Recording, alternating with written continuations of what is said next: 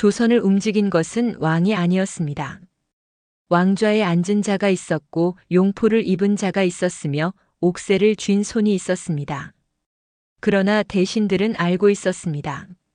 어전 회의에서 결정된 것처럼 보이는 일들이 실은 그 전날 밤에 이미 정해져 있었다는 것을, 누군가의 입에서 나온 한마디가 왕의 말이 되어 조정을 흔들었다는 것을, 그 누군가의 이름은 어디에도 적혀 있지 않았습니다.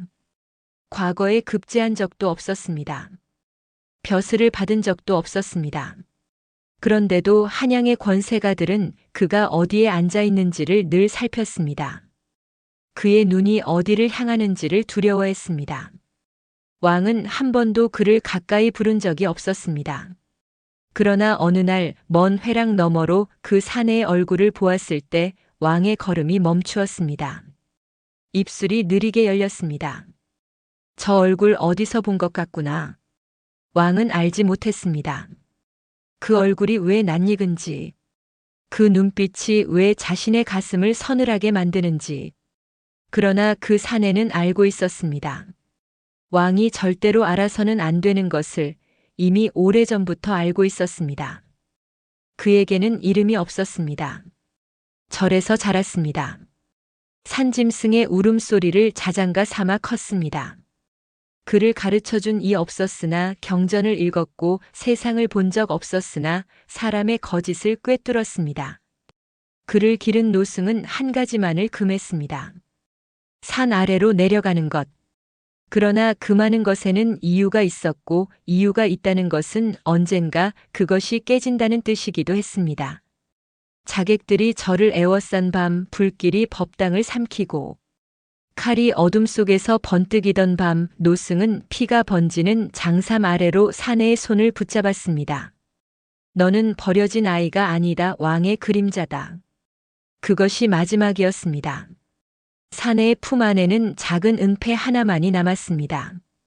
차가운 금속 위에 가늘게 새겨진 세 글자. 춘풍궁. 왕이 사랑했던 여인의 궁. 그리고 존재해서는 안 될 아이가 태어난 곳. 사내는 그날 밤 처음으로 산을 내려갔습니다. 도망치기 위해서가 아니었습니다. 이것은 그 사내의 이야기입니다. 비가 억수같이 쏟아지던 새벽, 지리산 깊은 골짜기 끝, 세상이 잊어버린 암자 앞 돌계단 아래에서 이 이야기는 시작됩니다. 안녕하세요. 밤길 야담입니다. 구독과 좋아요 댓글 부탁드립니다. 항상 감사합니다. 지리산 줄기가 가장 깊숙이 접혀 들어간 자리에 사람들이 잊어버린 암자가 하나 있었습니다. 골짜기 안쪽으로 한참을 더 들어가야 했고 그마저도 길이라 부르기 어려운 짐승의 발자국을 따라가야 겨우 닿을 수 있는 곳이었습니다. 기와는 이끼에 덮인 지 오래였고 마당이라 할 만한 터에는 자풀이 무릎까지 올라와 있었습니다. 그 절에는 노승 하나가 홀로 살고 있었습니다. 법명을 부르는 이도 안부를 묻는 이도 없었습니다. 세상이 그를 잊은 것인지 그가 세상을 놓은 것인지 그 순서조차 분명치 않았습니다. 그해 여름 비가 유난히 잦았습니다. 산은 날마다 물을 먹고 무거워졌고 골짜기 아래로 흘러내리는 물소리가 밤새 끊이지 않았습니다. 그날도 그러했습니다. 축축한 어둠 속에서 빗줄기가 쏟아지고 바람이 처마 끝을 두들기고 나무들이 몸을 뒤척이는 소리가 겹겹이 쌓이던 새벽이었습니다. 노승은 잠을 이루지 못하고 있었습니다. 나이가 들면 잠이 옅어진다고들 합니다. 그날 밤도 그저 그런 뒤척임이려니 했습니다. 그런데 빗소리 사이로 가늘고 날카로운 소리 하나가 끼어들었습니다. 처음에는 산짐승의 울음인가 싶었습니다. 바람에 섞여 끊기고 다시 이어지고 또 끊기는 소리. 그러나 그 소리는 짐승의 것이 아니었습니다. 너무 작았고 너무 간절했습니다. 노승이 문을 열었을 때 빗줄기가 얼굴을 때렸습니다. 돌계단 아래 축축한 땅바닥 위에 무언가가 놓여 있었습니다. 낡은 포대기 하나. 그 안에서 소리가 나고 있었습니다. 노승이 허리를 굽혀 포대기를 들어 올렸을 때 빗물에 젖은 천 사이로 작은 얼굴이 드러났습니다. 갓난아기였습니다. 눈을 꽉 감은 채 온 힘을 다해 울고 있었습니다. 주먹만 한 입을 벌리고 숨이 넘어갈 듯 울고 있었습니다. 그런데 노승의 손이 멈추었습니다. 포대기를 걷어내는 손끝에 끈적한 것이 묻었습니다. 어둠 속에서도 그것이 무엇인지 알 수 있었습니다. 아이의 가슴팍에 피가 묻어 있었습니다. 아이의 것이 아니었습니다. 아이의 몸에는 상처가 없었습니다. 누군가의 피가 아이를 안고 있던 팔에서 옮아내린 것이었습니다. 노승은 아이를 품에 안은 채 고개를 들었습니다. 돌계단에서 몇 발짝 떨어진 곳, 숲으로 이어지는 길목에 무언가 쓰러져 있었습니다. 빗줄기 사이로 형체가 희미하게 드러났습니다. 사람이었습니다. 노승은 아이를 법당 안에 내려놓고 다시 밖으로 나갔습니다. 여인이었습니다. 젊은 여인이 엎어진 채 쓰러져 있었습니다. 한쪽 손은 절쪽을 향해 뻗어 있었고 다른 손은 자신의 옆구리를 붙잡고 있었습니다. 칼에 베인 자리였습니다. 한 군데가 아니었습니다. 어깨에도 등에도 상처가 있었습니다. 피는 빗물에 씻겨 흙 위로 옅게 번져 있었습니다. 도망쳐 온 것이었습니다. 얼마나 먼 곳에서부터 달려왔는지 맨발이었습니다. 발바닥이 찢겨 있었고 치맛자락은 가시덤불에 걸려 너덜너덜했습니다. 그 몸으로 그 상처를 안고 아이를 품에 안은 채 이 깊은 산속까지 올라온 것이었습니다. 돌계단 아래에 아이를 내려놓고 몇 걸음을 더 옮긴 뒤 거기서 쓰러진 것이었습니다. 노승은 한참 동안 서 있었습니다. 빗물이 장삼을 적시고 발밑으로 흘러내렸습니다. 여인의 얼굴을 내려다보았습니다. 고운 얼굴이었습니다. 비에 젖어 흙이 묻어 있었지만 그 아래로 드러나는 이목구비는 산골 여인의 것이 아니었습니다. 손도 그러했습니다. 거칠지 않았습니다. 물에 젖은 옷감도 범상치 않았습니다. 겉은 평범한 무명이었으나 안감은 곱게 짠 비단이었습니다. 일부러 감추었던 것이었습니다. 겉과 속을 다르게 지은 옷. 자신이 누구인지 들키지 않기 위해 노승은 법당으로 돌아왔습니다. 아이는 울음을 멈추고 있었습니다. 젖은 포대기 속에서 조용히 숨만 쉬고 있었습니다. 노승이 촛불 가까이에서 아이를 살피다가 목에 걸린 것을 발견했습니다. 가는 끈에 매달린 작은 은패. 손톱만 한 크기였지만 세공이 정교했습니다. 뒤집어 보니 글자가 새겨져 있었습니다. 세월이 지나면 사라질 만큼 가늘게 그러나 분명하게. 춘풍궁. 노승의 손이 미세하게 떨렸습니다. 그 이름을 몰라서가 아니었습니다. 알고 있었기 때문이었습니다. 아주 오래전 세상에 있던 시절에 들었던 이름이었습니다. 소문으로만 떠돌던 그러나 입에 올려서는 안 되는 이름. 노승은 은패를 도로 아이의 목에 걸어주었습니다. 그리고 촛불 앞에 오래도록 앉아 있었습니다.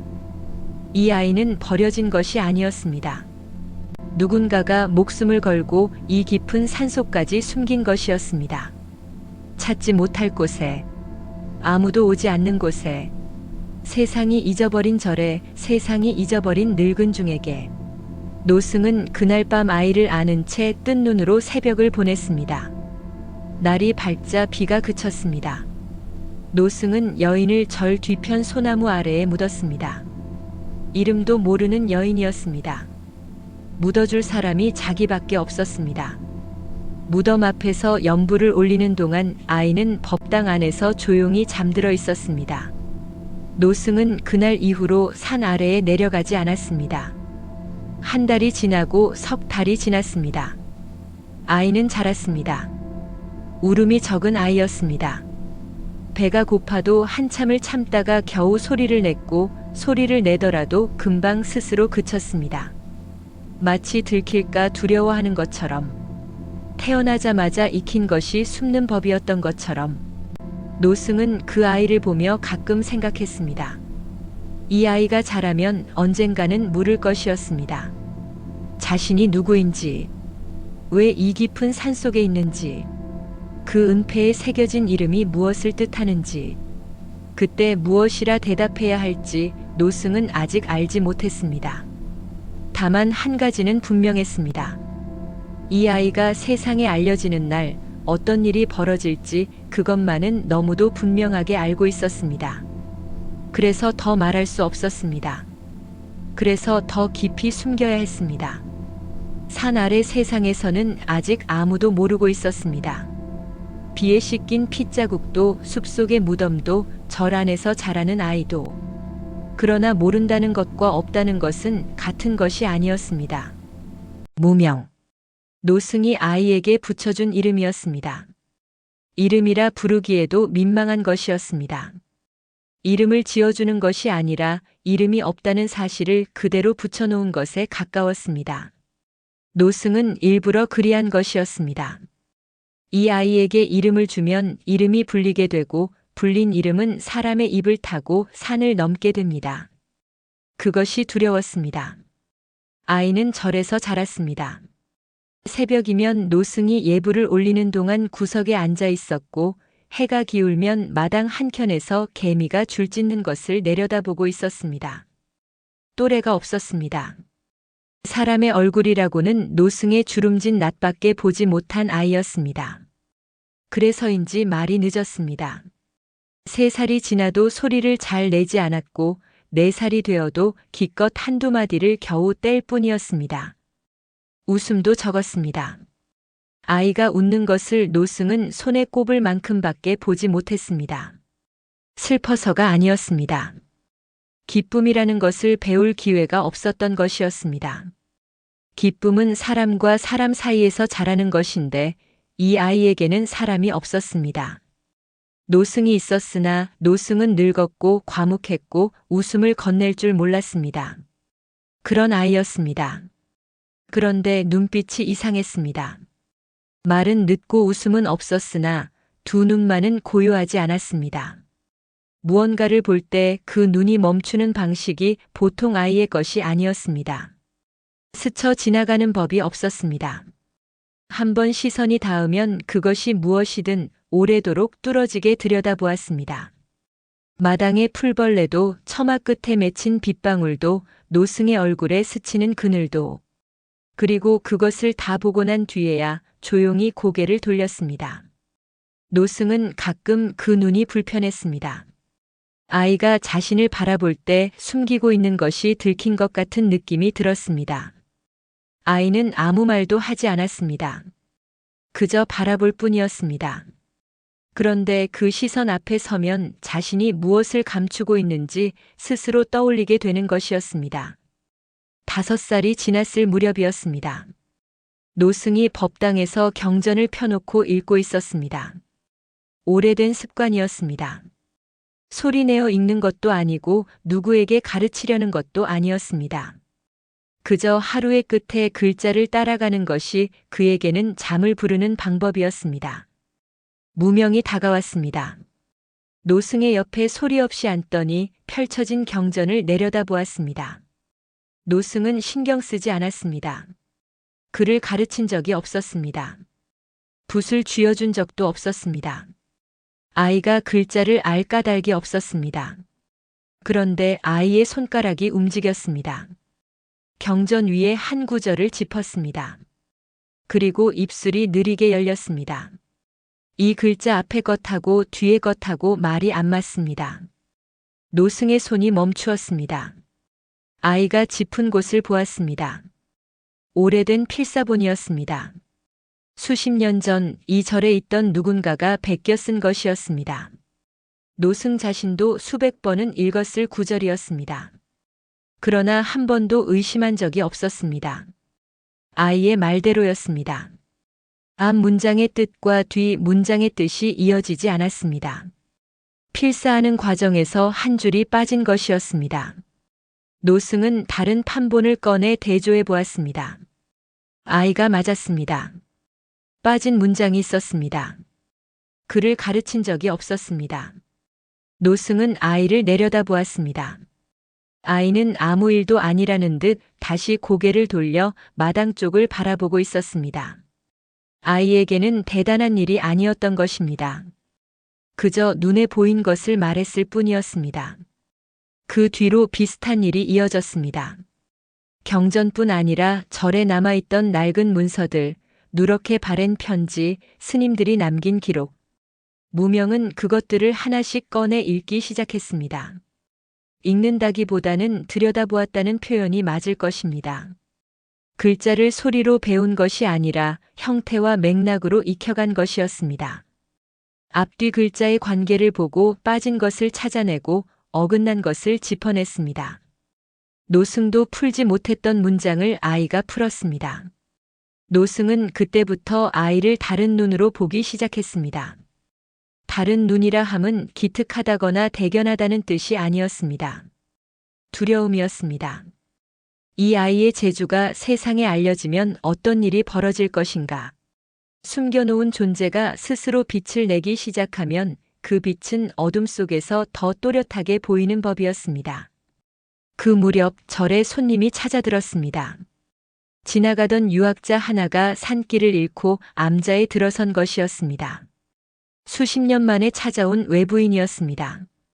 하룻밤 묵어가겠다 했고 노승은 거절하기 어려웠습니다. 유학자는 마당에서 놀고 있는 무명을 보았습니다. 처음에는 대수롭지 않게 지나쳤습니다. 그러나 저녁 무렵 아이가 법당 구석에 앉아 경전을 넘기는 것을 보고 발걸음을 멈추었습니다. 유학자가 시험 삼아 물었습니다. 어려운 것을 물은 것이 아니었습니다.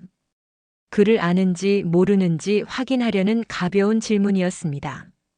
아이는 대답했습니다. 짧게 그러나 정확하게. 유학자의 표정이 달라졌습니다. 다시 물었습니다. 이번에는 쉬운 것이 아니었습니다. 아이는 역시 대답했습니다. 유학자가 세 번째로 물었을 때 아이의 대답을 듣고 한참 동안 아무 말도 하지 못했습니다. 유학자가 노승에게 다가왔습니다. 목소리가 낮았습니다. 이 아이 절에 둘 존재가 아닙니다. 노승은 대답하지 않았습니다. 유학자는 더 묻지 않았습니다. 그러나 그 눈에는 무언가를 알아차린 사람의 빛이 떠 있었습니다. 아이의 생김새를 보았을 것입니다. 그 또래답지 않은 눈빛을 보았을 것입니다. 그리고 이 깊은 산속 잊혀진 절에 이런 아이가 있다는 것이 무엇을 뜻하는지 어렴풋이나마 짐작했을 것입니다. 유학자는 이튿날 아침 일찍 떠났습니다. 노승은 유학자의 뒷모습이 산길 아래로 사라질 때까지 지켜보았습니다. 불안이 가시지 않았습니다. 입이 가벼운 사람인지 무거운 사람인지 알 수 없었습니다. 한마디면 충분했습니다. 술자리에서 길 위에서 누군가에게 한마디만 흘리면 그것으로 끝이었습니다. 그로부터 며칠 뒤였습니다. 절 주변으로 낯선 기척이 돌기 시작했습니다. 산짐승의 발소리가 아니었습니다. 사람의 것이었습니다.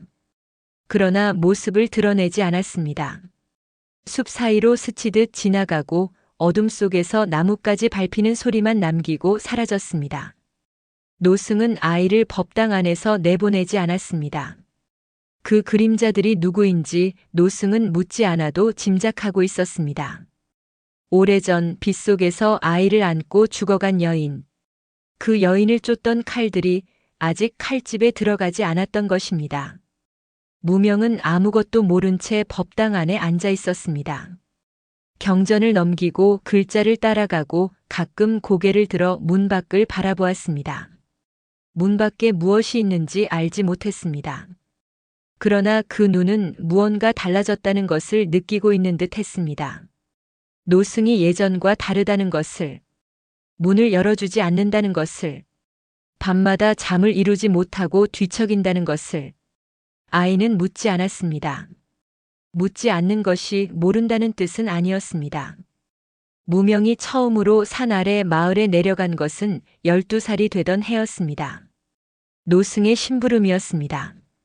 소금이 떨어졌고 절에 남은 양초도 바닥을 보이고 있었습니다. 노승은 오래 망설였습니다. 아이를 내보내는 것이 불안했습니다. 그러나 자신이 내려갈 수 있는 몸이 아니었습니다. 무릎이 굳은 지 오래였고 산길을 오르내리는 것이 해가 갈수록 힘겨워지고 있었습니다. 노승은 아이에게 몇 가지를 단단히 일렀습니다. 이름을 묻거든 대답하지 말 것. 어디서 왔느냐 물으면 그저 산에서 왔다고만 할 것. 사람이 많은 곳에 오래 머물지 말 것. 그리고 목에 걸린 것을 절대로 보여주지 말 것. 무명은 고개를 끄덕였습니다. 산길을 내려가는 아이의 뒷모습을 노승은 오래도록 바라보았습니다. 이상한 일이었습니다. 12해를 키웠으되 아이가 멀어지는 모습을 보는 것은 그것이 처음이었습니다. 늘 절 안에만 있던 아이였습니다. 마당과 법당과 뒷산 소나무 사이가 그 아이의 세상 전부였습니다. 그 세상 바깥으로 처음 걸어 나가는 것이었습니다. 마을은 작았습니다. 산자락 아래 20채 남짓한 집이 옹기종기 모여 있었고 그 가운데에 장이 서는 빈터가 하나 있었습니다. 마침 장날이었습니다. 사람들이 모여 있었습니다. 무명에게는 처음 보는 풍경이었습니다. 사람이 이렇게 많은 것도, 소리가 이렇게 겹겹이 쌓이는 것도, 낯선 냄새가 이렇게 한꺼번에 밀려드는 것도 처음이었습니다.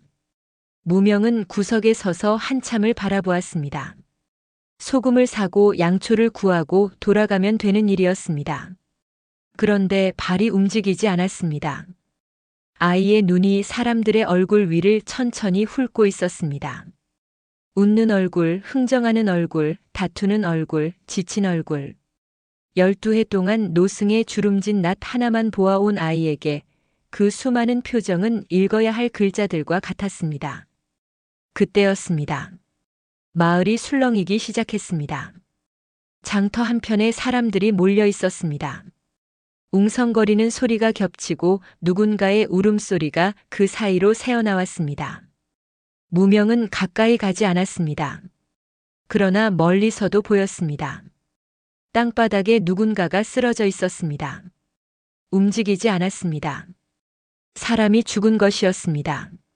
장터 구석, 포목점 뒤편 좁은 골목에서 발견된 시신이었습니다. 마을의 전시 영감이었습니다. 머리에 피가 묻어 있었고 옆에 돌멩이 하나가 나뒹굴고 있었습니다. 마을 사람들은 두려움에 쌓였습니다. 관아에 알려야 한다는 사람이 있었고 산적의 소행이라는 사람도 있었습니다. 원한을 산 자가 있었을 거라는 말도 나왔습니다. 그러나 누구도 분명한 것을 알지 못했습니다. 저마다 한마디씩 보태었으나 앞으로 나서려는 사람은 없었습니다. 무명은 장터 끝 나무 아래에 서서 그 광경을 지켜보고 있었습니다. 사람들의 말을 듣고 있었습니다. 그들이 무엇을 이야기하는지, 무엇을 빠뜨리고 있는지, 무엇을 감추고 있는지. 아이는 경전을 읽을 때와 같은 눈으로 보고 있었습니다. 글자와 글자 사이에 빠진 것을 찾아내듯 사람과 사람 사이에 어긋난 것을 찾고 있었습니다. 한 가지가 눈에 걸렸습니다. 시신이 발견된 골목은 포목점 뒤편이었습니다. 그런데 전시 영감은 포목과 아무 관련이 없는 사람이었습니다. 농사 짓는 사람이었고 장날에도 곡식을 내다 파는 쪽에 자리를 잡는 사람이었습니다. 포목점 뒤편에 갈 까닭이 없었습니다. 누군가가 불러낸 것이 아니라면. 그리고 또 하나. 사람들 사이에서 가장 크게 슬퍼하는 사내가 있었습니다. 전시 영감의 조카라 했습니다. 울음소리가 장터를 가득 채웠고 연신 땅을 치며 통곡하고 있었습니다. 그런데 무명의 눈에는 다른 것이 보였습니다. 사내의 신발이었습니다. 새 집신이었습니다. 흙 한 점 묻지 않은 오늘 처음 꺼내 신은 것이 분명한 집신. 삼촌이 죽었다는 소식을 듣고 달려온 사람의 발이 그렇게 깨끗할 수 있는 것인지. 무명은 시선을 옮겼습니다. 사내의 손을 보았습니다. 통곡하며 땅을 치는 손. 왼손 손톱 안쪽에 무언가 끼어 있었습니다. 검붉은 것.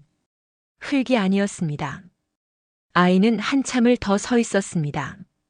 사람들이 관아에서 포졸이 올 때까지 기다리자고 했을 때 무명이 입을 열었습니다. 12해를 거의 말없이 살아온 아이가 처음으로 낯선 사람들 앞에서 말을 한 것이었습니다. 그 사람 신발을 보십시오. 목소리가 작았습니다. 그러나 가까이 있던 몇 사람이 고개를 돌렸습니다. 아이를 내려다보았습니다. 무명은 이어서 말했습니다. 왼손도 보십시오. 그것이 전부였습니다.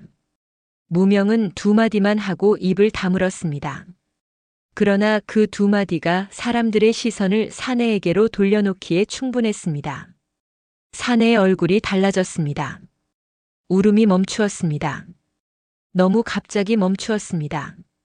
자연스럽게 그치는 울음이 아니라 무언가에 걸려 뚝 끊기는 울음이었습니다. 사람들이 사내의 신발을 보았습니다. 손을 보았습니다. 눈치가 빠른 사람 하나가 사내의 소매를 걷었습니다. 팔뚝에 핥힌 자국이 있었습니다. 전시 영감의 손톱에 낀 것과 같은 방향의 상처였습니다. 사내는 도망치려 했습니다. 그러나 장터 사람들이 이미 에워싸고 있었습니다. 무명은 그 소란을 등지고 걸었습니다. 소금 한 봉지와 양초 몇 자루를 사서 보자기에 쌌습니다. 아무 일도 없었다는 듯 장터를 빠져나왔습니다. 산길을 오르는 아이의 뒷모습을 본 사람은 많지 않았습니다. 그러나 아이의 얼굴을 본 사람이 있었습니다. 아이가 한 말을 들은 사람이 있었습니다. 그날 이후 소문이 돌기 시작했습니다. 사람의 입은 보자기와 같아서 작은 것도 싸면 부풀어 오르는 법이었습니다. 지리산 절에 귀신 같은 아이가 있다. 처음에는 장터에 있던 사람들 사이에서만 떠돌았습니다. 그러나 장날은 닷새에 한 번 돌아왔고 장에 오는 사람은 여러 마을에서 모여들었습니다. 소문은 골짜기를 넘고 고갯길을 타고 점점 넓게 퍼져나갔습니다. 노승은 그 소문을 뒤늦게 알았습니다. 간혹 절을 지나는 나무꾼에게서 흘러들은 이야기였습니다. 노승은 그날 밤 아무 말도 하지 않았습니다. 무명에게 화를 내지도 꾸짖지도 않았습니다. 다만 뒷산 소나무 아래에 오래 앉아 있었습니다. 여인을 묻어둔 자리였습니다. 흙이 가라앉아 무덤의 형체가 희미해진 그 자리 앞에서 노승은 아무에게도 들리지 않는 목소리로 중얼거렸습니다. 들킬 것이라는 것을 노승은 알고 있었습니다. 이 아이가 이런 아이라는 것을 산 아래 세상이 알게 되는 것은 시간의 문제였습니다. 아무리 깊이 숨겨도 빛은 새어나오는 것이었습니다. 그러나 노승이 두려워한 것은 소문만이 아니었습니다. 소문에는 언제나 두 갈래가 있었습니다. 하나는 위로 퍼지는 것이고 다른 하나는 아래로 스미는 것이었습니다. 위로 퍼지는 소문은 귀를 즐겁게 했습니다. 신기한 아이가 있다더라. 귀신같이 사건을 풀었다더라. 사람들은 감탄하고 잊었습니다. 그러나 아래로 스미는 소문은 달랐습니다. 그것은 소문이라기보다 전갈에 가까운 것이었습니다. 누군가의 귀에 닿으면 그 귀는 입으로 전하지 않고 손으로 전했습니다. 칼을 쥔 손으로 찾아라. 아직 살아있다면 반드시 없애라. 노승이 두려워한 것은 이 소문이었습니다. 무명을 찾는 자들이 있었습니다. 10여 년 전 빗속에서 여인을 쫓았던 칼들. 아이가 죽었는지 살았는지 확인하지 못한 칼들. 그 칼들은 칼집에 들어간 것이 아니라 기다리고 있었던 것이었습니다. 어디선가 실마리가 하나만 잡히면 다시 움직일 준비를 하고서. 그리고 지금 그 실마리가 생긴 것이었습니다. 지리산 절에 귀신 같은 아이가 있다는 소문. 그것이 그 칼들의 귀에 닿기까지 얼마나 걸릴 것인지 노승은 알지 못했습니다. 다만 그리 오래 걸리지는 않으리라는 것만은 어렴풋이 느끼고 있었습니다. 소문이 퍼진 뒤로 얼마나 지났는지 모릅니다. 석 달이었는지 넉 달이었는지 계절이 한 번 바뀌었습니다. 산에는 단풍이 들었고 아침 저녁으로 서리가 내리기 시작했습니다. 절은 여전히 고요했습니다. 무명은 여전히 경전을 읽었고 노승은 여전히 새벽마다 예불을 올렸습니다. 달라진 것은 아무것도 없는 것처럼 보였습니다. 그러나 노승은 알고 있었습니다. 절 주변의 기척이 다시 돌아왔다는 것을. 예전에 한번 맴돌다 사라졌던 그 그림자들이 이번에는 더 가까이 오고 있다는 것을. 밤마다 숲에서 나뭇가지 밟히는 소리가 들렸습니다. 낮에는 보이지 않았으나 해가 지면 어디선가 인기척이 스쳤습니다. 한 명이 아니었습니다. 여럿이었습니다. 노승은 무명에게 말하지 않았습니다. 아이를 불안하게 만들고 싶지 않았던 것인지 아니면 말해봐야 달라질 것이 없었기 때문인지 아마 둘 다였을 것입니다. 노승이 할 수 있는 것은 없었습니다. 늙었고 힘이 없었고 칼을 쥔 적도 없는 사람이었습니다. 그저 문을 걸어 잠그고 아이를 안쪽에 두고 하루하루를 버티는 것이 그가 할 수 있는 전부였습니다. 그날 밤도 그러했습니다. 바람이 거셌습니다. 늦가을 바람이 골짜기를 휘감으며 나뭇가지를 흔들었고 절 처마 끝에 달린 풍경이 쉬지 않고 울었습니다. 노승은 잠을 이루지 못하고 누워 있었습니다. 무명은 맞은편 벽에 등을 대고 잠들어 있었습니다. 아이의 숨소리가 고른 것을 확인하고 노승은 눈을 감았습니다. 그때였습니다. 풍경 소리가 멈추었습니다. 바람이 그친 것이 아니었습니다. 바람은 여전히 불고 있었습니다. 그런데 풍경이 울리지 않았습니다. 누군가가 손으로 잡아 멈춘 것이었습니다. 풍경이 울리면 안 되는 사람이 처마 아래에 있다는 뜻이었습니다. 노승의 눈이 떠졌습니다. 소리가 달라지고 있었습니다.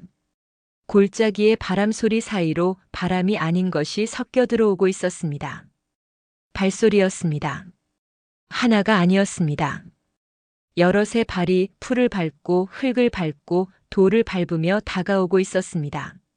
소리를 죽이고 있었으나 여럿이 한꺼번에 움직이면 아무리 숨겨도 소리는 새는 법이었습니다. 노승이 몸을 일으켰습니다. 문 쪽을 보았습니다. 문틈 사이로 바깥이 보였습니다. 어둠뿐이었습니다. 그러나 그 어둠의 질감이 달랐습니다. 무언가가 어둠 속에서 움직이고 있었습니다. 그리고 냄새가 났습니다. 기름 냄새. 횃불에 먹이는 기름이 아니었습니다. 더 짙고 더 날카로운 것. 무언가를 태우기 위해 뿌리는 기름의 냄새였습니다. 노승은 무명을 흔들어 깨웠습니다. 아이는 단번에 눈을 떴습니다. 잠이 깊었으되 깨는 것은 빨랐습니다. 노승의 얼굴을 보았습니다. 어둠 속에서도 그 표정을 읽었을 것입니다. 노승이 입을 여는 것보다 먼저 아이가 밖의 기척을 느꼈습니다. 눈이 문 쪽으로 향했습니다. 그 순간 불이 붙었습니다. 법당 뒤편에 서였습니다.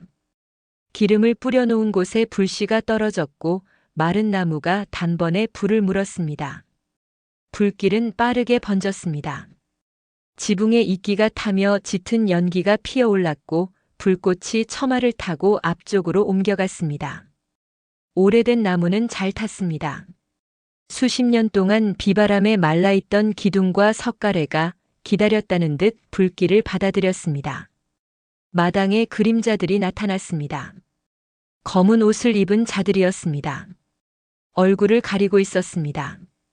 손에는 칼이 들려 있었습니다. 넷이었습니다. 아니, 다섯이었을 수도 있습니다. 불빛 속에서 그림자가 겹쳐 몇인지 정확히 알기 어려웠습니다. 노승이 문을 열었습니다. 무명의 앞에 섰습니다. 늙은 등이 아이를 가렸습니다. 칼 앞에 설 수 있는 몸이 아니었습니다. 한 손에는 지팡이를 짚고 있었고 허리는 굽어 있었고 다리는 떨리고 있었습니다. 그러나 그 자리에서 비키지 않았습니다. 자객 하나가 앞으로 나왔습니다. 칼끝이 노승을 향했습니다. 노승은 움직이지 않았습니다. 그 뒤에 있는 아이를 내줄 수 없었습니다. 10여 년을 지켜온 것이었습니다. 빗속에서 주워아는 아이였습니다. 피 묻은 포대기 안에서 울고 있던 그날 밤의 아이였습니다. 칼이 움직였습니다. 빠른 것이었습니다. 노승이 막을 수 있는 것이 아니었습니다.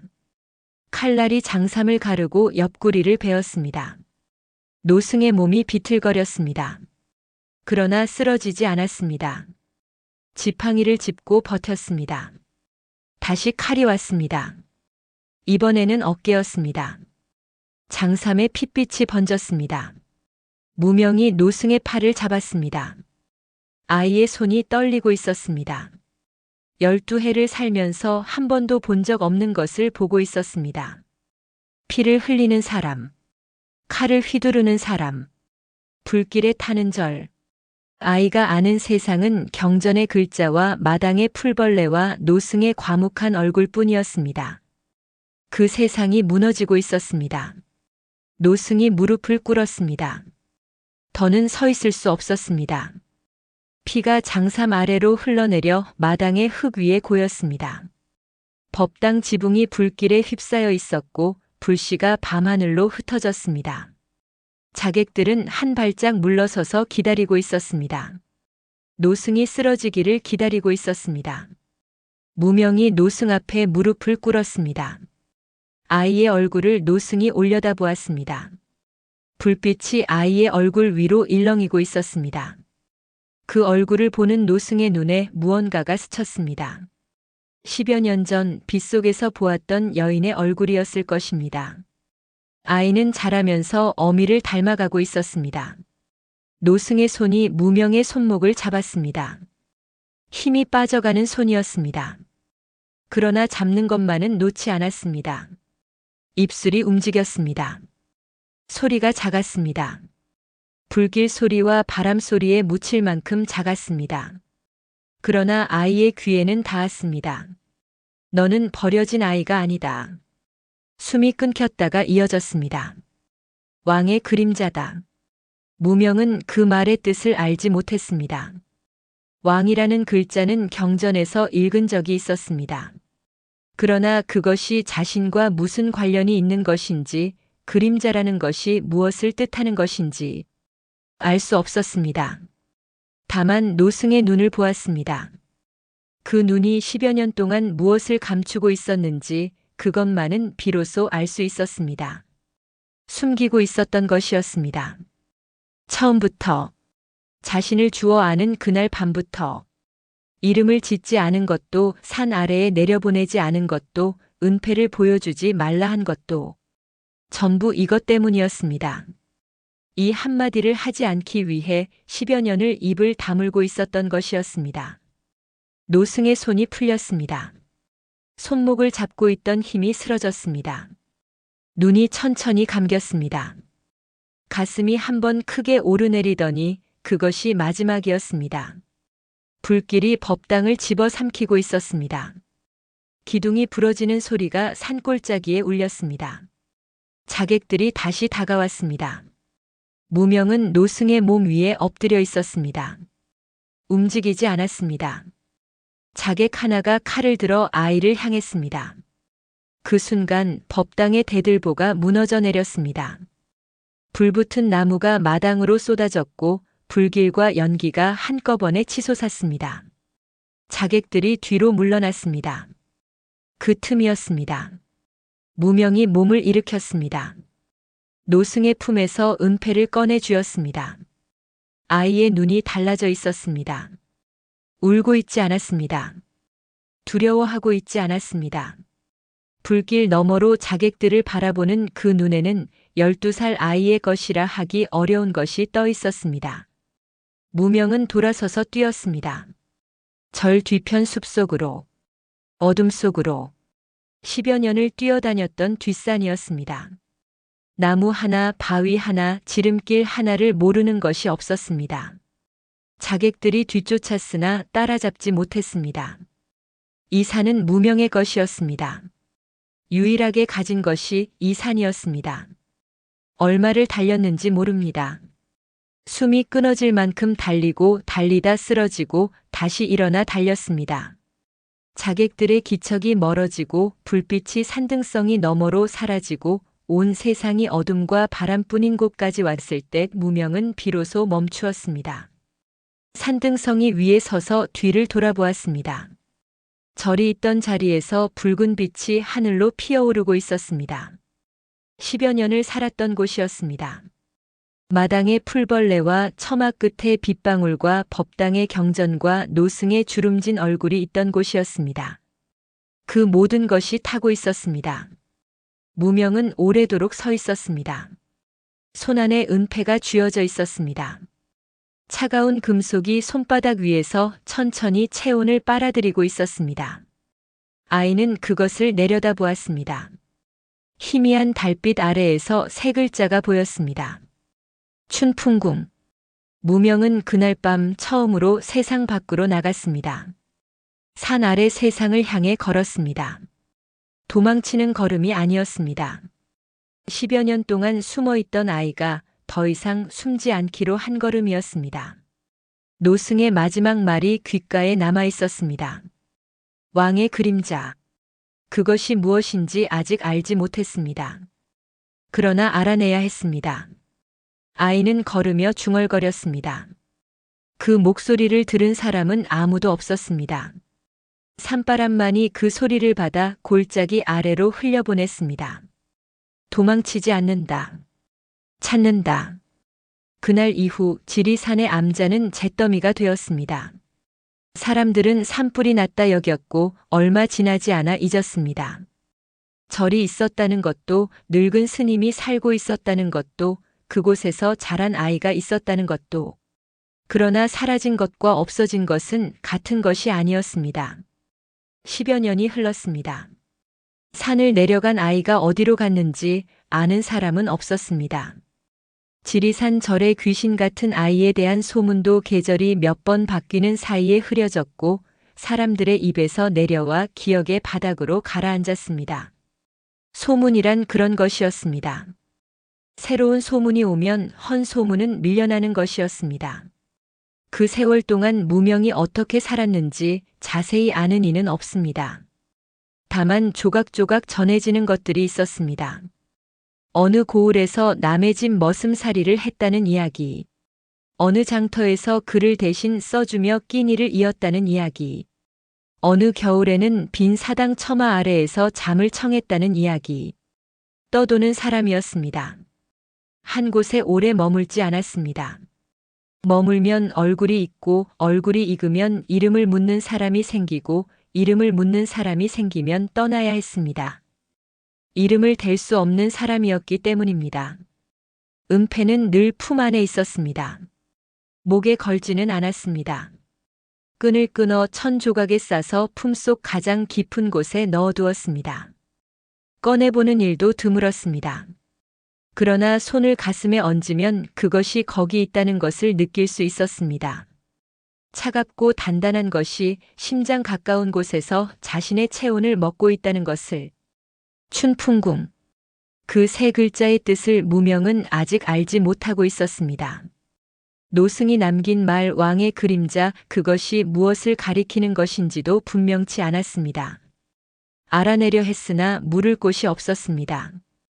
떠돌이가 왕궁의 일을 물으면 의심을 사는 것이었습니다. 그래서 돌아갔습니다. 멀리서부터 느리게 조심스럽게 고을의 관아 근처에서 떠도는 이야기에 귀를 기울였습니다. 주막에서 양반들이 나누는 대화의 조각을 주워 모았습니다. 보부상들의 잡담 속에 섞인 한양 소식을 걸러냈습니다. 그렇게 몇 해를 흘려보내는 동안 무명의 머릿속에는 세상의 지도 같은 것이 그려지기 시작했습니다. 누가 누구와 엮여 있는지, 어떤 힘이 어디로 흘러가는지, 어떤 이름이 어떤 자리에 앉아 있는지. 그러나 춘풍궁에 대해서는 아무것도 나오지 않았습니다.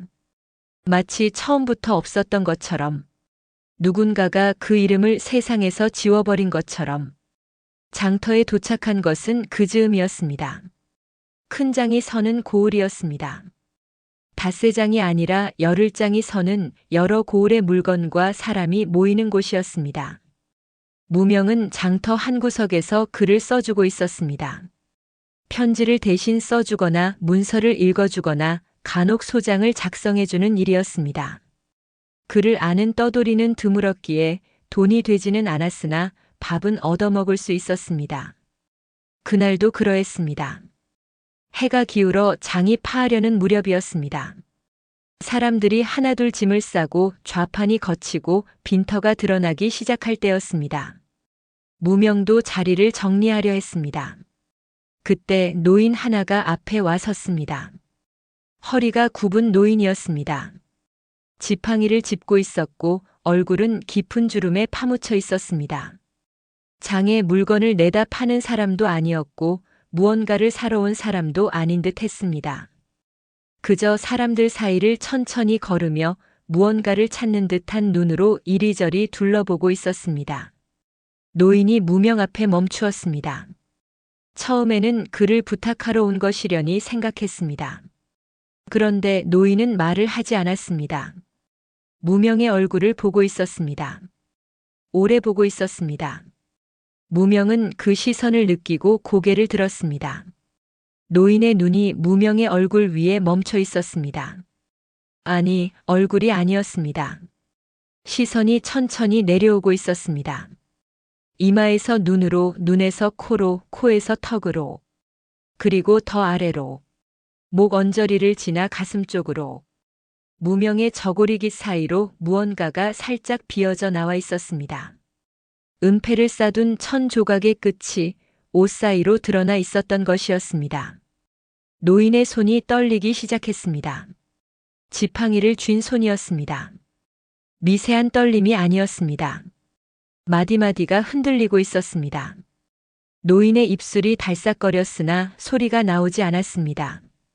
한참을 그러고 있다가 겨우 한마디를 내놓았습니다. 그것을 어디서 얻었느냐? 무명은 대답하지 않았습니다. 오랜 습관이었습니다. 묻는 말에 대답하지 않는 것, 자신에 대해 말하지 않는 것, 그것이 10여 년을 살아남은 방법이었습니다. 그러나 노인의 눈을 보았습니다. 그 눈에는 위협이 없었습니다. 칼을 품은 자의 눈이 아니었습니다. 거기에 있는 것은 두려움이었습니다. 그리고 두려움보다 더 깊은 곳에 아주 오래전에 묻어둔 무언가를 다시 마주한 사람의 떨림이 있었습니다. 무명은 품속에서 1000조각을 꺼냈습니다. 천을 풀었습니다. 은패가 드러났습니다. 장터의 마지막 햇볕이 은빛 표면 위를 스쳤습니다. 뒤집으면 세 글자가 보이는 그 작은 은패. 노인의 눈에 물기가 어렸습니다. 다리에서 힘이 빠진 듯 그 자리에 주저앉았습니다. 지팡이가 옆으로 쓰러졌습니다. 노인은 두 손으로 얼굴을 가렸습니다. 소리를 내지는 않았습니다. 어깨만 떨리고 있었습니다. 무명은 그 모습을 내려다보았습니다. 한참을 기다렸습니다. 장터의 마지막 사람들이 빠져나가고 빈터에 둘만 남았을 때 무명이 입을 열었습니다. 10여 년을 품고 있던 물음이었습니다. 수없이 삼켰다 뱉었다를 반복한, 그러나 한 번도 밖으로 꺼내지 못한 물음이었습니다. 춘풍궁이 무엇입니까? 노인은 얼굴을 가린 채 움직이지 않았습니다. 무명은 다시 묻지 않았습니다. 재촉하지 않았습니다. 10여 년을 기다렸던 사람이었습니다.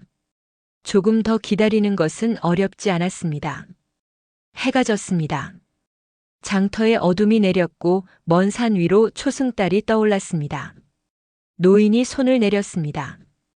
얼굴이 드러났습니다. 눈가가 젖어 있었으나 울음은 멈추어 있었습니다.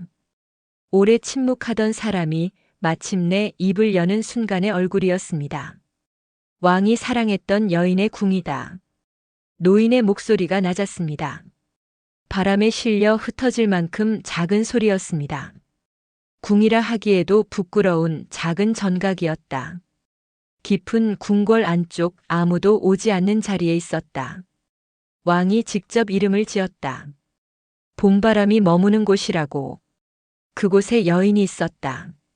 노인은 잠시 말을 멈추었습니다. 숨을 고르는 것인지 다음 말을 꺼내는 것이 두려운 것인지. 무명은 기다렸습니다. 그리고 노인의 눈이 무명의 얼굴을 다시 보았습니다. 존재해서는 안 될 아이가 태어난 곳이다. 바람이 빈 장터를 쓸고 지나갔습니다. 무명은 아무 말도 하지 않았습니다. 노인도 더 말하지 않았습니다. 둘 사이에 긴 침묵이 놓였습니다.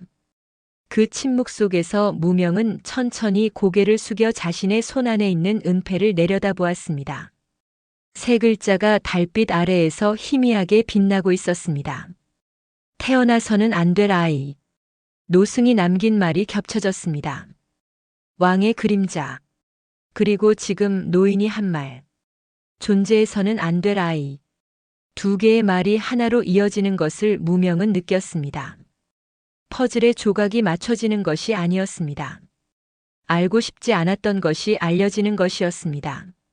자신이 살아있는 것 자체가 누군가에게는 죄라는 것을, 태어난 것이 잘못이고 숨 쉬는 것이 위협이고 존재하는 것 자체가 지워져야 할 흔적이라는 것을, 무명은 은패를 다시 천에 쌌습니다. 품 안에 넣었습니다. 노인에게 더 묻지 않았습니다. 묻고 싶은 것은 산더미 같았으나 이 자리에서 더 꺼낼 수 있는 것은 없었습니다. 노인의 떨림이 두려움에서 온 것이라는 걸 알 수 있었습니다. 이 이야기를 꺼내는 것 자체가 노인에게도 위험한 일이라는 것을. 무명이 일어섰습니다. 노인을 부축해 일으켰습니다. 지팡이를 집어 건넸습니다. 노인은 무명의 얼굴을 한 번 더 보았습니다. 무언가를 더 말하고 싶은 듯 했으나 입술만 달싹이다 다물었습니다. 그리고 돌아섰습니다. 느린 걸음으로 어둠 속으로 사라져갔습니다. 무명은 빈 장터에 홀로 서 있었습니다. 바람이 불었습니다. 좌판이 거친 자리에 먼지가 일었습니다. 달빛이 빈터를 고르게 비추고 있었습니다. 무명은 오래도록 그 자리에 서 있었습니다. 그리고 그날 밤 걷기 시작했습니다. 방향이 달라져 있었습니다. 지금까지는 어디로든 좋았습니다. 갈 곳이 없는 사람의 발걸음이었습니다. 그러나 이제는 달랐습니다. 무명의 발은 한양을 향하고 있었습니다. 한양은 크고 시끄럽고 빠른 곳이었습니다. 무명이 도성 안으로 들어선 것은 늦가을이었습니다. 성문을 지나는 사람들 틈에 섞여 들어갔습니다. 아무도 그를 보지 않았습니다. 볼 까닭이 없었습니다. 남루한 옷에 먼지를 뒤집어 쓴 떠돌이 하나가 성문을 지나는 것은 한양에서는 아침마다 있는 일이었습니다. 무명은 처음 며칠을 걸어 다니기만 했습니다. 종로의 큰 거리를 걸었고 유기전 앞을 지났고 관아 담장 아래를 서성였습니다. 양반들이 가마를 타고 지나갔고 상인들이 목청을 높였고 포졸들이 거리를 순찰했습니다. 무명은 그 모든 것을 보았습니다. 경전을 읽을 때와 같은 눈으로, 장터에서 살인 사건의 어긋남을 찾아냈을 때와 같은 눈으로, 사람들 사이를 흐르는 힘의 방향을, 돈의 흐름을, 권력의 냄새를 읽었습니다. 그리고 깨달았습니다. 한양은 산보다 무서운 곳이었습니다. 산에서는 짐승의 기척을 읽으면 살 수 있었습니다. 그러나 한양에서는 사람의 기척을 읽어야 했고 사람은 짐승보다 복잡했고 짐승보다 교활했고 짐승보다 잔인했습니다. 무명은 서두르지 않았습니다. 주막에서 허드렛 일을 하며 잠자리를 얻었습니다. 낮에는 일하고 밤에는 들었습니다. 주막에는 온갖 사람이 드나들었습니다. 하급 관리들이 퇴청 후에 술을 마시러 왔고 장사치들이 거래를 마치고 들렀고 간혹 양반가의 하인들이 심부름 중에 목을 축이러 들어왔습니다. 그들은 술이 들어가면 입이 풀렸습니다. 조정의 이야기가 흘러나왔습니다. 누가 누구의 편이고 누가 누구를 밀어내려 하고 어떤 상소가 올라갔고 어떤 관직이 비었는지. 무명은 술상을 나르며 들었습니다. 들은 것을 잊지 않았습니다. 잊을 수가 없는 머리였습니다. 한 번 들은 이름은 새겨졌고 한 번 파악한 관계는 지워지지 않았습니다. 석 달이 지나자 무명의 머릿속에는 조정의 지도가 그려져 있었습니다. 누가 실권을 쥐고 있는지, 누가 허울뿐인 자리에 앉아 있는지, 누가 오르려 하고 누가 떨어지려 하는지. 그러나 무명은 움직이지 않았습니다. 보는 것만으로는 부족했습니다. 보이는 것이 아니라 보이지 않는 것을 알아야 했습니다. 무명이 찾는 것은 조정의 겉이 아니라 속이었습니다. 춘풍궁을 지운 자들, 어머니를 쫓아 칼을 보낸 자들, 저를 불태우고 자신을 죽이려 했던 자들. 그들은 조정의 표면에 이름을 드러내고 있지 않았습니다. 그 아래 더 깊은 곳에 있었습니다. 기회는 뜻밖의 곳에서 왔습니다. 주막에 드나드는 하급 관리 중에 2조 참외 밑에서 일하는 설이 하나가 있었습니다. 이름을 알 필요는 없는 사람이었습니다. 그 설이가 어느 날 술에 취해 투덜거렸습니다. 상관이 처리하지 못하는 문서가 쌓여 있다고. 다른 관청에서 보내온 것인데 앞뒤가 맞지 않아 보고서를 올릴 수가 없다고. 무명이 슬쩍 물었습니다. 어떤 문서냐고. 설이는 대수롭지 않게 내용을 떠들었습니다. 세곡의 출납에 관한 것이었습니다. 여러 고을에서 올라온 장부가 서로 어긋나 맞출 수가 없다는 것이었습니다. 무명은 그 자리에서 답을 말해 주었습니다. 설이가 떠든 숫자만으로 어디서 어긋났는지를 짚어냈습니다. 경전에 빠진 문장을 찾아내던 것과 다르지 않았습니다.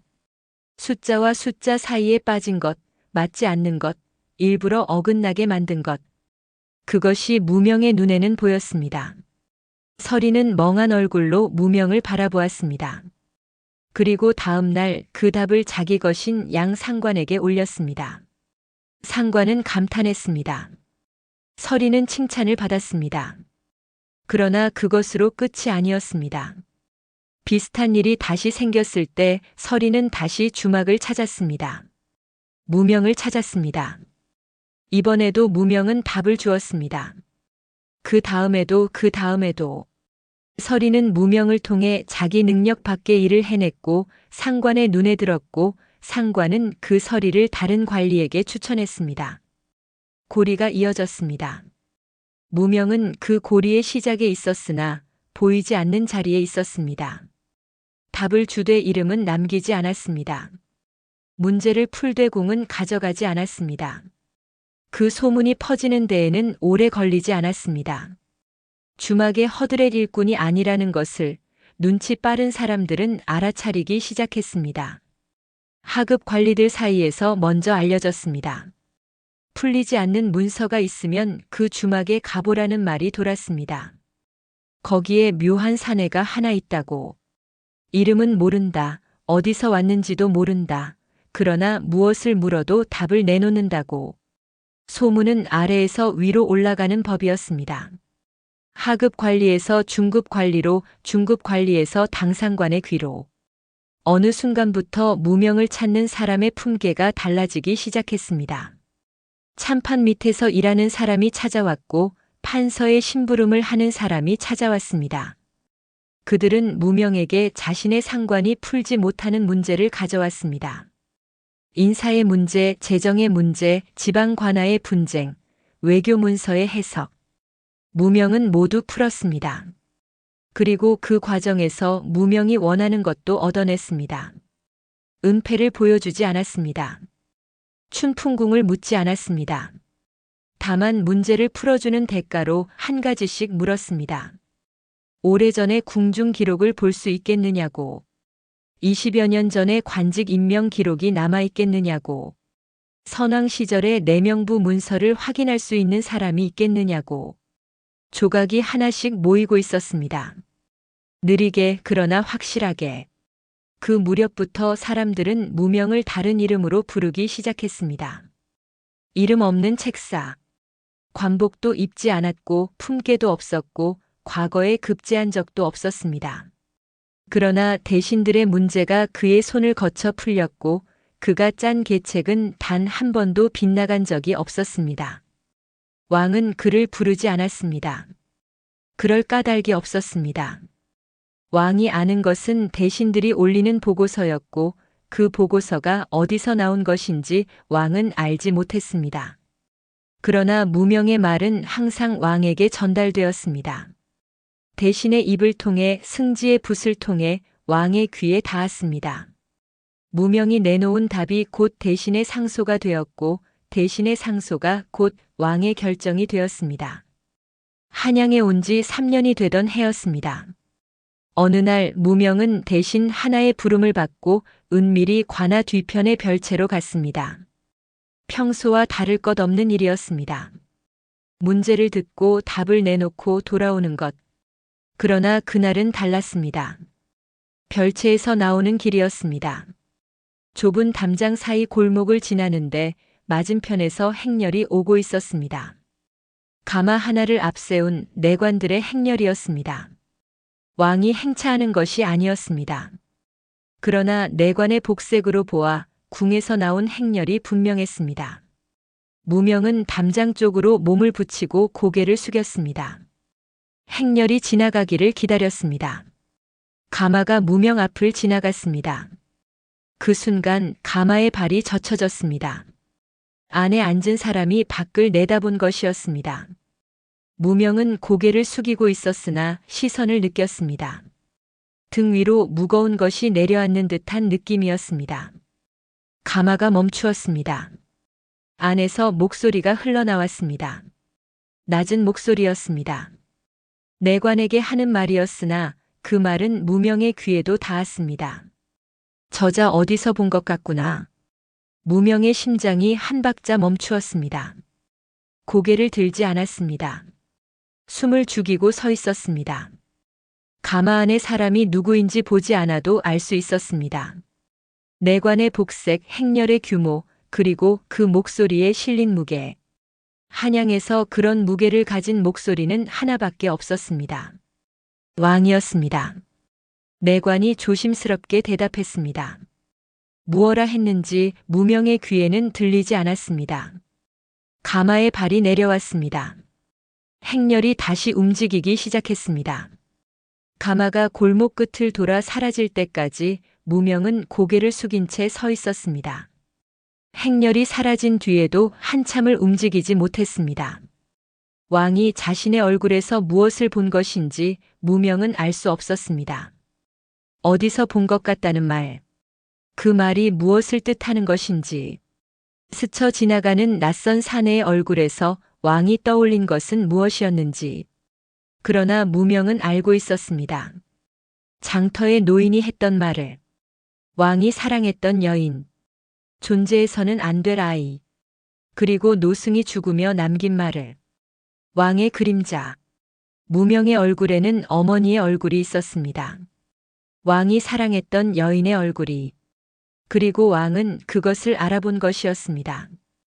기억 저편에 묻어두었던 그러나 끝내 잊히지 않았던 얼굴을 낯선 사내의 이목구비 위에서 다시 만난 것이었습니다. 모든 것이 연결되기 시작하고 있었습니다. 무명은 골목을 빠져나와 걸었습니다. 어디로 가는 것인지 스스로도 알지 못했습니다. 다리가 제 마음대로 움직이고 있었습니다. 종로를 지나고 시전을 지나고 사람들 사이를 헤치고 걸었습니다. 해가 지고 있었습니다. 도성 위로 저녁놀이 번지고 있었습니다. 무명은 걸으며 생각했습니다. 왕이 알아보았다는 것은 시간이 얼마 남지 않았다는 뜻이었습니다. 왕의 의심은 곧 누군가의 귀에 들어갈 것이었습니다. 그리고 그 누군가는 20여 년 전에 칼을 보냈던 바로 그 세력일 것이었습니다. 찾아오는 것이 아니었습니다. 이미 와 있었습니다. 무명은 걸음을 멈추었습니다. 도성의 지붕들 너머로 궁궐의 처마가 보였습니다. 저녁노래 물든 기와가 붉게 빛나고 있었습니다. 그 안에 왕이 있었습니다. 자신의 아버지일지도 모르는 사람이. 그리고 그 주위에 자신을 죽이려 했던 자들이 있었습니다. 무명은 오래도록 그 지붕을 바라보았습니다. 그가 무엇을 결심했는지, 그날 밤 무엇을 준비하기 시작했는지, 그것은 아직 말할 수 없는 이야기입니다. 왕이 무명의 얼굴을 본 그날 이후 조정에 미세한 변화가 일기 시작했습니다.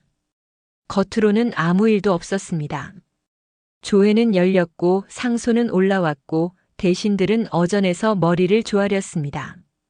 그러나 무명의 눈에는 보였습니다. 물밑에서 무언가가 움직이고 있다는 것이. 자신을 찾아오던 관리들의 발걸음이 뜸해졌습니다.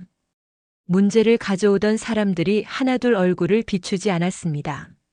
누군가가 선을 그은 것이었습니다. 이름 없는 책사에게 가까이 가지 말라는 선을 무명은 알고 있었습니다. 왕의 중얼거림이 내관의 귀를 거쳐 누군가에게 전해졌다는 것을, 그리고 그 누군가가 무명의 존재를 의식하기 시작했다는 것을, 20여 년 전에 칼을 보냈던 자들, 춘풍궁을 지우고 여인을 쫓고 갓난아기를 죽이려 했던 자들, 그들이 조정 안에 있다는 것을 무명은 3년 동안 한양에 머물며 이미 파악하고 있었습니다. 한 사람이 아니었습니다. 여럿이었습니다. 조정의 깊은 곳에 뿌리를 내리고 있는 세력이었습니다. 이조와 병조에 사람을 심어놓고 지방 관아의 인사를 좌우하고 왕의 귀에 들어가는 말을 걸러내는 자들이었습니다. 20여 년 전의 한 일은 그들에게는 수많은 일 중 하나였을 것입니다.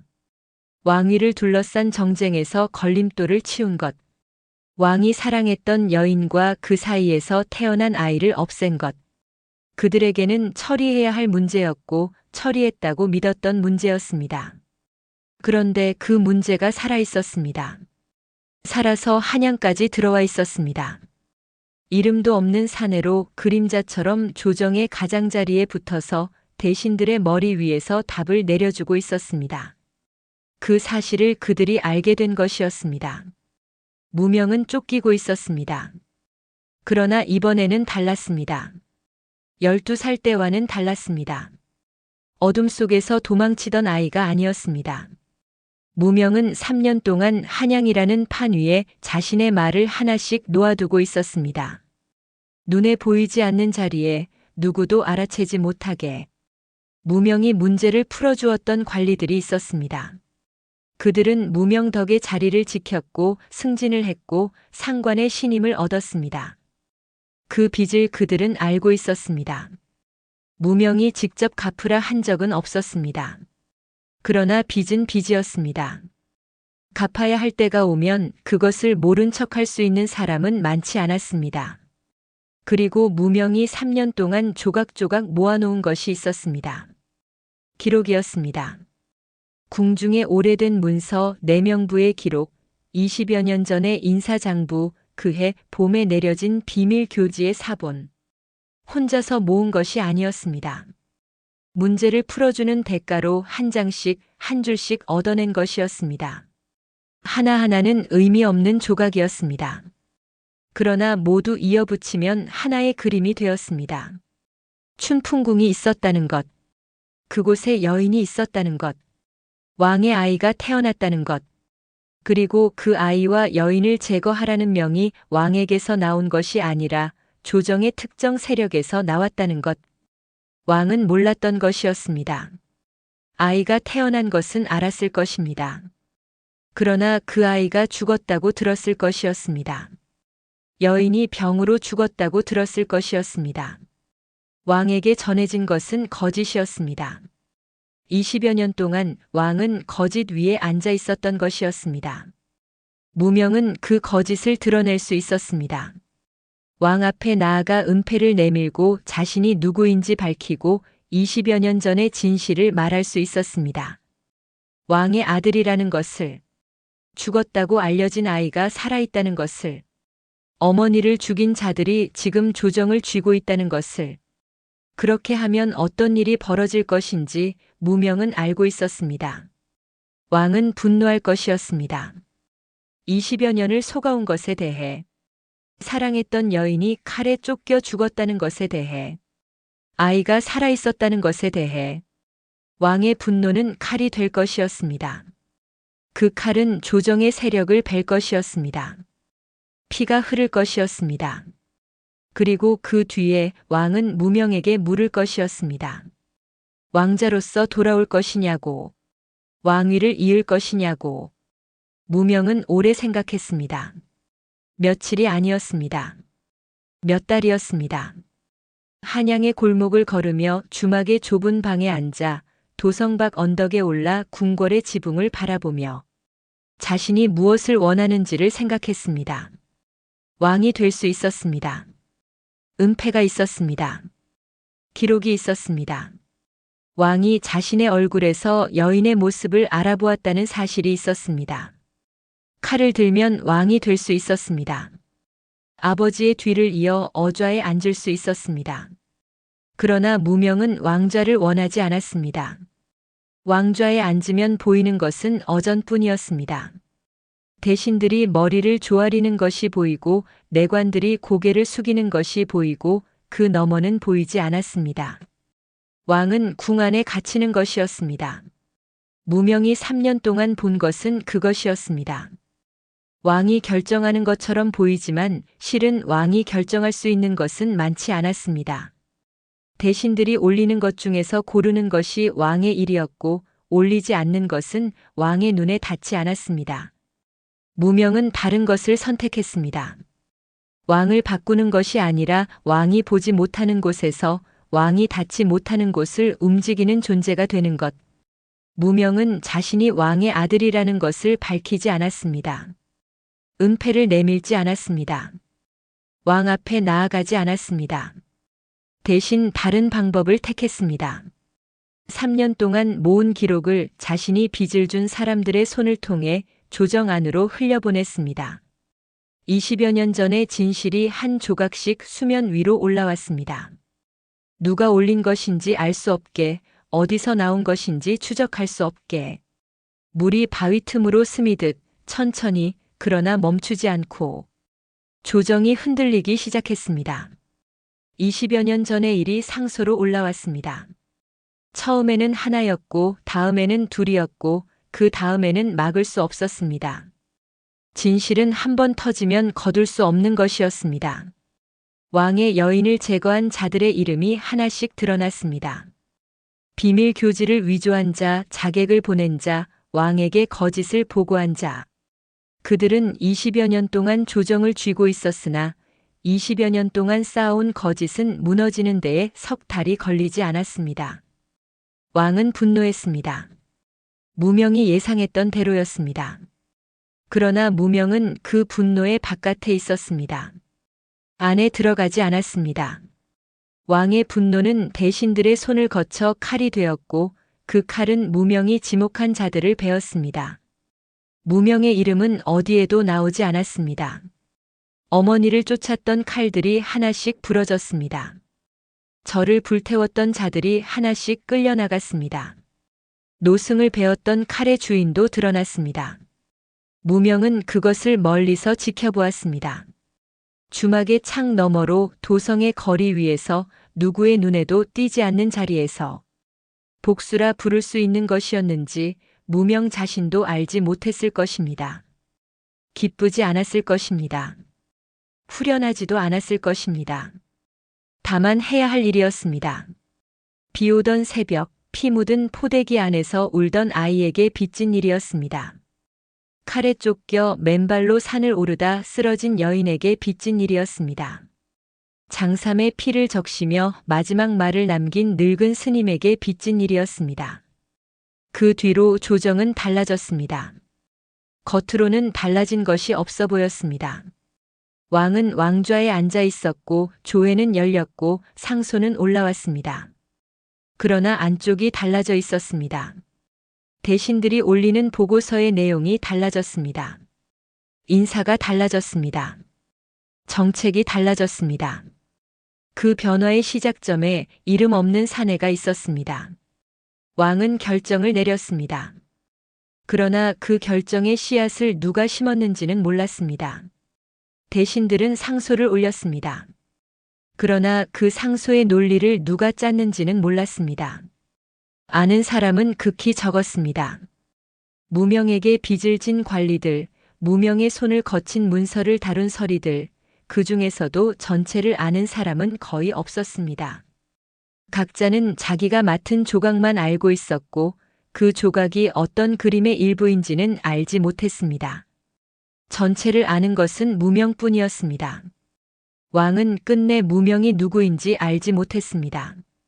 골목에서 스쳐 지나간 사내의 얼굴을 기억하고 있었을 것입니다. 어디서 본 것 같다고 중얼거렸던 그 순간을. 그러나 그것은 스치는 의문으로 남았을 뿐 답으로 이어지지 않았습니다. 무명이 답을 주지 않았기 때문입니다. 무명은 아버지 앞에 나아가지 않았습니다. 끝내 가끔 무명은 궁궐 담장 밖을 걸었습니다. 높은 담 너머로 처마의 끝만 보였습니다. 그 안에 아버지가 있었습니다. 자신이 살아있는 것을 모르는 아버지가, 자신의 어머니를 사랑했던 그러나 지키지 못한 아버지가. 무명은 그 담장 앞에서 가끔 멈추었습니다. 오래 서 있다가 아무 말 없이 돌아섰습니다. 그것이 무명이 선택한 자리였습니다. 왕좌에 앉지 않는 것, 이름을 남기지 않는 것, 아들이라 밝히지 않는 것, 대신 왕이 보지 못하는 것을 보고 왕이 닿지 못하는 곳을 움직이고 왕이 내리는 결정의 밑그림을 그리는 것, 그림자로 사는 것. 노승이 죽으며 남긴 말 그대로였습니다. 왕의 그림자. 그 뒤로 얼마나 오랜 세월이 지났는지 정확히 아는 사람은 없습니다. 무명이 언제까지 한양에 머물렀는지, 언제 떠났는지, 어디로 갔는지.